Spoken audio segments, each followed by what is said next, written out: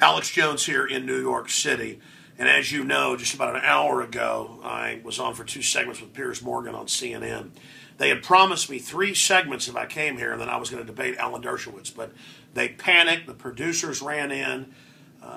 The head producer was crying and saying it wasn't supposed to be like this. And Piers Morgan said, "Get out of here." And their security people were like, get out now, you're coming with us. And I said, we'll have to get our stuff out of the green room. That said, you know I've covered Bilderberg. You know I've covered Occupy Wall Street. I've covered the DNC, RNC. I've been in news coverage where people are being arrested en masse. I've never put out a video asking for people to watch our back. We got here today at about 4 o'clock, drove in from the airport into Midtown, near CNN's main complex. They have several buildings. And when we got to the hotel, we were getting our cards, and I noticed what was clearly off-duty cops in the windbreakers with the guns, talking into their little earpieces. They had earpieces and the little handheld pieces. And I didn't say anything to Rob Dew, who's running camera right now. Then about 2 hours after dinner, before we went down to CNN Center, we were walking around about 10 blocks away, just shooting video of this and that, and I noticed more undercover cops looking at us. And I said to Dew, I said, let's just go ahead and get out of here. And then they had him waiting for us about 300 yards from CNN, the building we were going to, when the guy runs up and kind of gets in our face. And we also ran into a few listeners as well, but this guy got in our face. You could tell it was a big, mean Bloomberg detective. I've been here at protests before. I've seen Lee Gradowski's videos. And it was like, oh, I'm a big fan, but it was like pure violence in the eyes. And Dew's like, man, that guy was scary. I think that's a cop. And Dew's shooting video right now. He came to New York with me. And I said, yeah. And then we got there, and I saw some more outside the back entrance staring at us like gangsters. They're like cops from the movie Goodfellas, basically. Yeah. And then we go up, that all happens, and I said, listen, I want to go out the mall entrance, because there's a mall entrance on the other side. And the head of security said, no, you're going out this way. And I said, but Bloomberg's guys are out there. I don't want any confrontations. The guy started laughing at us. Like, yeah. And we got there, and there they are, talking into their pieces. Rob, dude, I'm going to flip this around and have you talk. Sure. Can you describe to people what we just saw? Yeah. Right as we walked out, there was a guy with a windbreaker, and he had his little earpiece in, and he was talking into his coat like this. And as we walk out, he looks at us, and then he kind of walks into the wall, like he's trying to get out of our way, but why is he walking into a wall? Like he literally turned and walked into a wall. But describe the other stuff. And then, I mean, there was the guy who came up and approached us twice. And that was the second time was really spooky because all of a sudden he's there. The first time we saw him approaching, the second time he came from behind. Well, I forgot about that one, but then there's all the other cases. Bottom line, what do you think's going on here? I think we're being cased, definitely. I mean, yeah, we're being cased, and the way this will work is, oh, see, they're here protesting, gun grabs. Oh, some crack dealer shot him. And if you don't know that Bloomberg's total mafia, you're not living on planet Earth in reality. And these people clearly work for Bloomberg. These are clearly police. And there's some other stuff that went on. Truth is stranger than fiction. I'll just leave it at that. I've never, that I can remember, put out a video when I'm in foreign countries being followed by people in black SUVs and being arrested. I mean, you've seen it all. I've never said we're in danger. My dad called me tonight and said, I want you to be real careful after that interview. Rob's older son, he's younger than 10, never says, Daddy, please don't go on this trip. My wife has never been this concerned. And I'm like, come on, quit being paranoid. And let me tell you, we got undercover cops all over us who look like they're from Goodfellas. Rob? Yeah. It's very spooky. And everybody said you better watch it. You're going to Bloomberg's town. This big insider bankster type guy.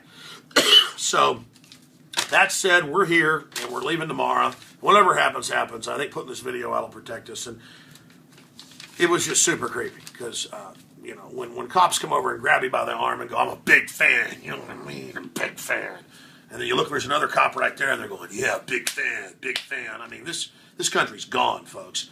This is why we have the Second Amendment. And then Dershowitz came on, the guy that wrote memos calling for torture of anybody that disagrees, basically, and that they have torture warrants.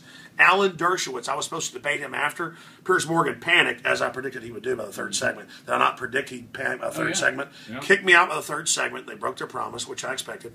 You went after their money master. See, the problem is people say, why don't you be nice to them? They're thugs. I know who they are.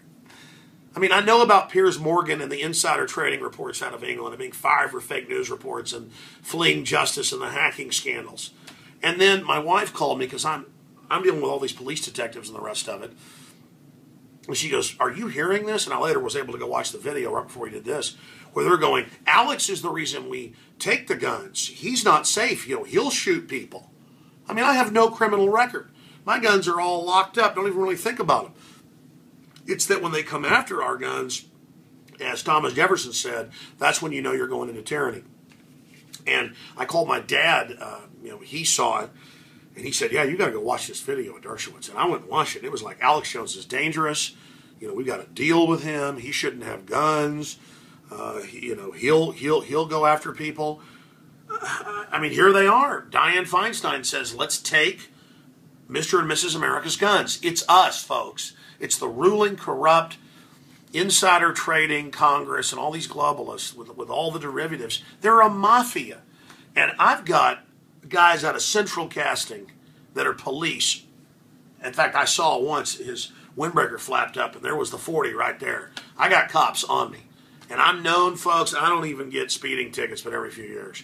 So just if something happens to us, we're killed by crackheads, it was the NYPD or mafia they hired, period.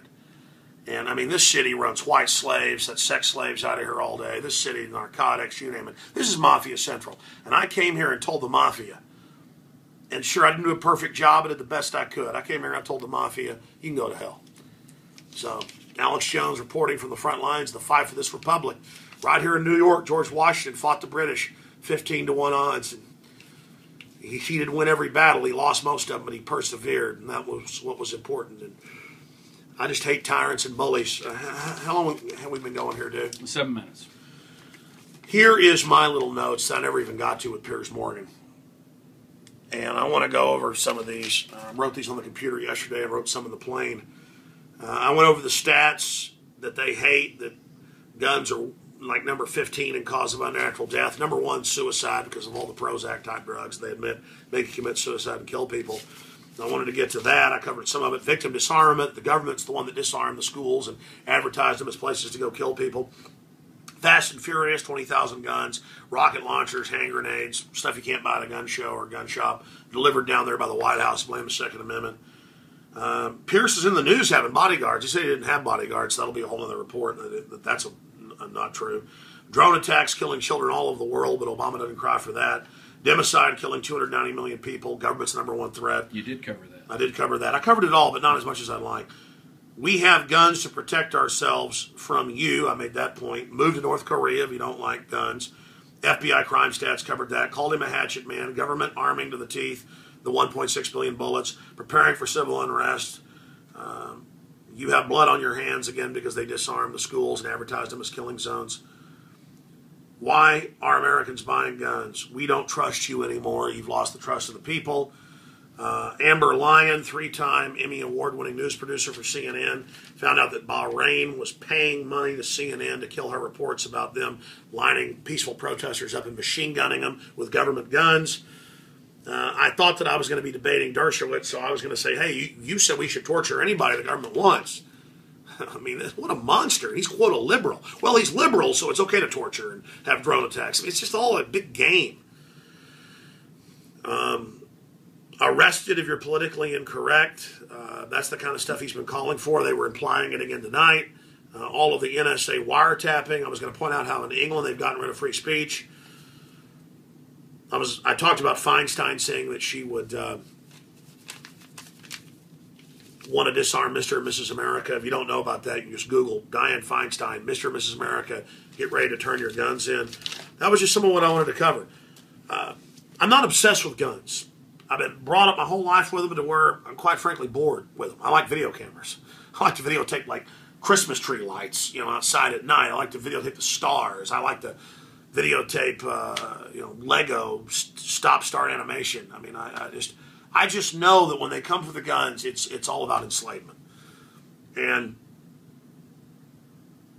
I just don't know what to say anymore. I mean, I live in a country where I'm being cased and followed by men with guns who want my guns. As a citizen, you can't own guns if you live in New York City. But I had guys in windbreakers all day, and I didn't want to freak Dew out at first. And they were following us, and finally it just got so ridiculous they wanted us to know. I mean, these guys were like, hey man, I'm a big fan. It's like, I really, like the mafia, I really want to take care of you and your family. You understand that? I really want to, And you're like, dude, you got a 40 cal SIG right there. 40 cal HK or whatever. I mean, it's like they got their guns and they don't want me having a gun. And you know what? They're smart. You're smart. Because you're not going to run your BS in places like Texas no matter what you try. No matter how many false flags. You may have domesticated people in New York City. But you don't have people out in the heartland all across this country. From North Carolina to Tennessee, from Texas to Northern California, from Indiana to Southern Illinois. We're wise to you, and you may have bankrupted our pensions and stole our country's freedoms and sold us out of the New World Order, but you haven't physically conquered us yet. And all you Bloomberg Mafia people can go straight to hell. Bloomberg, I know you made billions off insider deals. You know what? You got a bunch of armed men protecting you, but you don't want women out there in the heartland of America to protect themselves from all the crackheads that buy the CIA drugs. You know what? You can go to hell. All you can go to hell. I'm not afraid of you, and I came here and I got in your red coat usurper hatchet man's face and told him to go to hell. All right, that's it. Pray for us, ladies and gentlemen. Pray we get back to Austin, Texas. Tomorrow I should be back for the radio show. And thank you all for your support. But we're here in the middle of a mafia-run syndicate, and they're crawling all over us. They're down there in the lobby right now. So this could be the last video we put out. But I think once we put it out, they're obviously surveilling us. We'll be okay. You'll make jokes. Oh, yeah, you had people following you. We probably even have some of these guys on tape. We've got to check it when we get back. Alex Jones signing off for Infowars.com. And Rob, I told you, I said, folks are all paranoid. They're saying, watch out in New York. They're a bunch of paranoid wimps. Didn't I say that at the Austin airport this morning while we were eating scrambled eggs? Did I not say that? Yeah. Did I not say these people are a bunch of cowards and they're wrong? Well, you're not cowards. You were right, I was wrong. We've got good fellas climbing out our butts right now, okay? Alex Jones signing off for Infowars.com. I love you.